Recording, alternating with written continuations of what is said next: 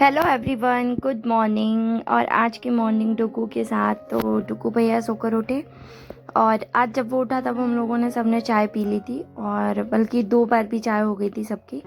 फिर बेटू ने बोला मम्मा मुझे भी चाय पीना है, तो फिर उस गोदी में ही था, वो बोलता मेरे लिए चाय बनाओ। फिर वो पूरी चाय का प्रोसीजर बताता है मम्मा को। थोड़ा सा दूध डालो मम्मा, चाय पत्ती डालो, शक्कर डालो, अदरक भी डालो। फिर उसने चाय बनवाई, फिर वो तब गया दादू के पास, फिर पापा पास बैठा और फिर उसने चाय पी।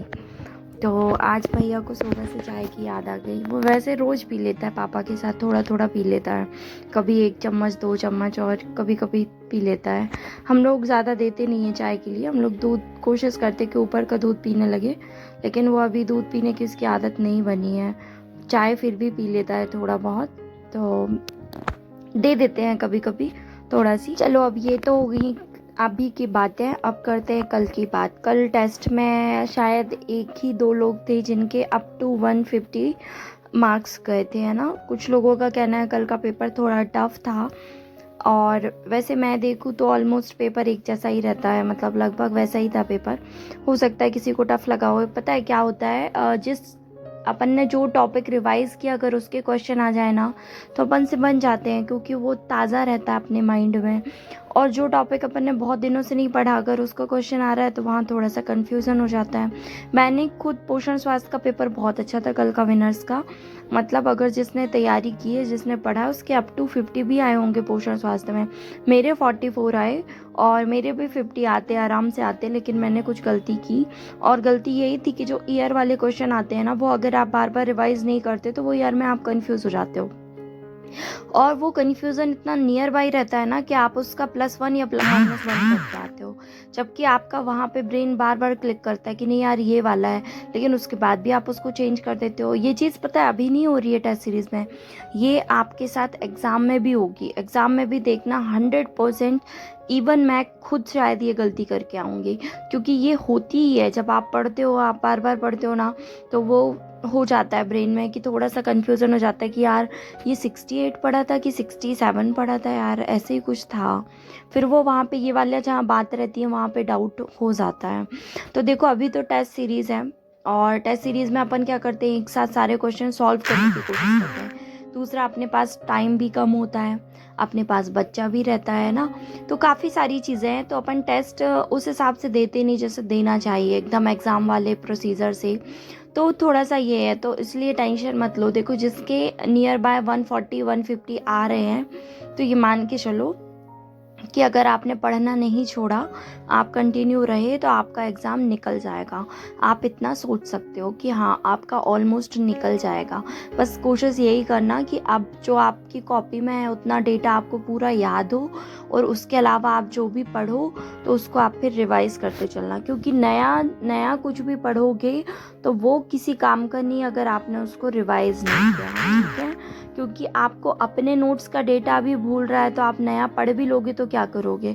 इसलिए बहुत सारा डेटा अपने पास इकट्ठा करने से ज़्यादा अच्छा है कि आप MCQs प्रैक्टिस करो। आप बिल्कुल यूट्यूब पे जितने चाहे उतने वीडियोस देखो, लेकिन मैं क्या कह रही हूँ कि आप जो भी चीज़ कंज्यूम कर रहे हो, आप उसको रिवाइज करने के लिए अपने पास टाइम ज़रूर रखना।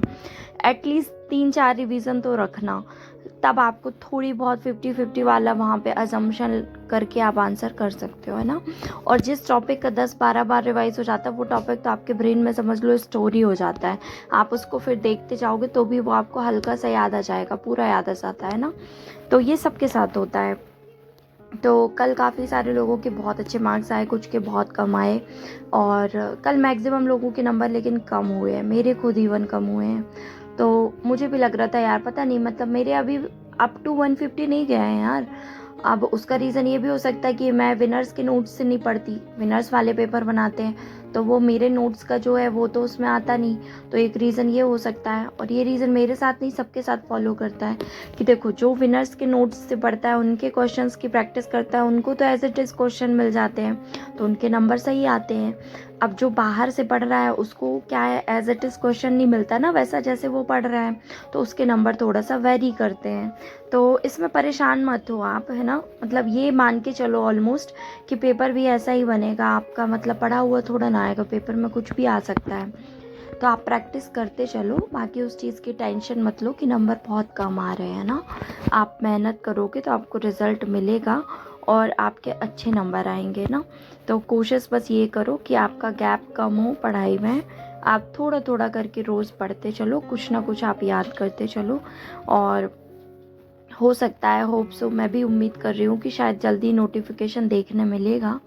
तो इस चीज़ का कोई गारंटी तो नहीं है, लेकिन उम्मीद है। तो इसी उम्मीद के साथ पढ़ते चलो और ये मान के पढ़ते चलो कि यार अगर आ गया तो क्या हम लोग पूरा तैयार हैं, और अगर नहीं है तो इसके लिए फिर थोड़ा सा पढ़ाई में जल्दबाजी करो। जल्दबाजी इन द सेंस कि बाकी सारे काम जल्दी ख़त्म करो और पढ़ाई में इत्मीनान से फिर बैठो, है ना। क्योंकि आप बाकी चीज़ों से आप टाइम बचाओगे तो आप पढ़ाई में ऑटोमेटिक टाइम दोगे। हाँ, और जो लोग ऐसे हैं जिनका मन ही नहीं लग रहा तो फिर उसके लिए कोई कुछ नहीं कर सकता यार। क्योंकि देखो, मन तो नहीं लगता, खुद ही लगाना पड़ता है, और वो ज़बरदस्ती लगाना पड़ता है। कई बार बिल्कुल मन नहीं करता बैठने का, लेकिन आपको तब भी बैठना पड़ेगा, क्योंकि अगर आप नहीं बैठ रहे हो ना तो फिर आप कहीं ना कहीं बहुत कुछ छोड़ दोगे। तो आप थोड़ा दिन, आप देखो ना, आप मैथ्स की प्रैक्टिस करना छोड़ दो, थोड़ा दिन बाद आपसे मैथ्स नहीं बनेगी। इवन मुझसे नहीं बन रही थी। अभी मैंने पिछले संडे को मेरे मैथ्स के क्वेश्चन गलत हुए थे, कल अभी मेरे मैथ्स के क्वेश्चन सारे सही थे, तो मुझे अच्छा फील हुआ रात में कल। तो वो इसी कारण था, क्योंकि इस वीक में मैंने लगभग डेली मैथ्स के क्वेश्चन सॉल्व किए हैं। तो आप जो चीज़ आपके हैंडी है, मतलब आप जो चीज़ अपने हाथ में है आपके, की रिवीजन बार बार, प्रैक्टिस बार बार, तो आपको फिर चीज़ें याद रहेंगी और आसान लगेंगी। आप फिर बेटू नीचे चला गया था। अब आज नीचे काम चल रहा था, उसको नहलाया मैंने, और फिर वो बोलता है कि दादू से कपड़े पहनूंगा, तो उसको मैं नीचे ले गई थी। फिर वहीं वो पापा से कपड़े पहना, वो रोज़ की आदत है उसकी, नहा के रूम से बाहर भाग जाता है, वो दादू से तैयार होके आता है। फिर आज पोलियो वाले भी आए थे, पोलियो अभी मॉपिंग अप चल रहा है पोलियो का, है ना। तो जिसने भी पोलियो नहीं पिलाया अपने बच्चे को, ऊपर वाला पोलियो पिलवा लेना। और कल शायद लास्ट रहेगा ना, 3 दिन का था। तो आज बेटू के लिए इन लोगों ने फ़ोन किया था कि मतलब पिलाया है कि नहीं आपने, तो मैंने बोला नहीं पिलाया यार। तो फिर ये लोग घर आए थे तो यहीं पे बेटू को पिलाए। फिर बेटू पी नहीं रहा था, पता है, ज़बरदस्ती करके फिर मैंने ही पिलाया, क्योंकि उनके हाथ से तो पी नहीं रहा था और बहुत कड़वा था। फिर बेटू ऊपर आया, उसको लेके आई। फिर भैया बोलता है मेरे को लड्डू दे दो, ये वाला लड्डू दो, वो वाला लड्डू दो ये वाली मिट्टी दो। फिर उसने लड्डू वड्डू खाया, उसका मुंह थोड़ा ठीक हुआ, फिर वो सो गया था। फिर उसको सुला करके मैं पढ़ाई करने बैठी, और आज मुझे लगता मुझे 3 बज गया था, 3 बजे बैठ पाई थी मैं। और कल की मैराथन भी देखने का सोचा था मैंने, तो 2 घंटे की हो पाई मेरी यार। अभी शाम को, मतलब मैं ऑलमोस्ट 7 बज रहे हैं मैं जब ये वॉइस ओवर कर रही हूँ, तो लगभग मेरे 2 घंटे की मैराथन अब तक हो पाई है। अब रात में मैं बैठूंगी तो कोशिश करूंगी कि 2 घंटे की और कर लूँ। तो देखते हैं 12 घंटे की मैराथन किसकी कंप्लीट हुई, बताना ज़रा यार। पता नहीं यार, मतलब ऐसा लगता है ना कि 12 घंटे की मैराथन कैसे कोई कर पाएगा यार। मतलब मैरिड लोगों के लिए तो एक दिन में तो पॉसिबल नहीं है, 2-3 दिन में टुकड़ों टुकड़ों में हो पाएगी। और जब एग्ज़ाम आएगा तब तो समझ लो डेली इतनी मैराथन रहेंगी। पता नहीं कैसे अपन लोग कर पाएंगे यार। तो देखो, ट्राई करेंगे, कोशिश करेंगे कि हो जाए। कुछ ना कुछ तो करना पड़ेगा, क्योंकि इतने में काम नहीं चलेगा, टाइम बढ़ाना पड़ेगा। तो आई थिंक, मुझे लगता है कैसे भी करके खींच के 6 घंटे करने पड़ेंगे, क्योंकि 6 घंटे हो पाएंगे ना तभी पढ़ पाएंगे। और देखो, मैं तो सोच रही हूँ बेटू का एडमिशन कराने का, प्ले स्कूल में डालने का। अगर ये चाहता है स्कूल तो बहुत अच्छी बात है। प्ले स्कूल में वैसे 1-2 घंटे से ज़्यादा तो रखते नहीं हैं बच्चों को, बट फिर भी थोड़ा टाइम के लिए ही सही, कोशिश करूँगी कि वो टाइम पूरा मेरा पढ़ाई में जाए। तो देखते हैं क्या होता है, और बाकी पता चलेगा उसके जाने के बाद ही। हालांकि ये अपन सोचते बस हैं कि बच्चा स्कूल जाएगा तो अपन पढ़ लेंगे। स्टार्टिंग में तो इनिशियल फेज़ पे तो माँ को ही बहुत ज़्यादा डर लगता है कि बच्चा स्कूल गया है, वहाँ पे पता नहीं क्या कर रहा होगा, कोई इसका ध्यान रखेगा कि नहीं, पानी पीना, खाना खिलाना, सब पता नहीं।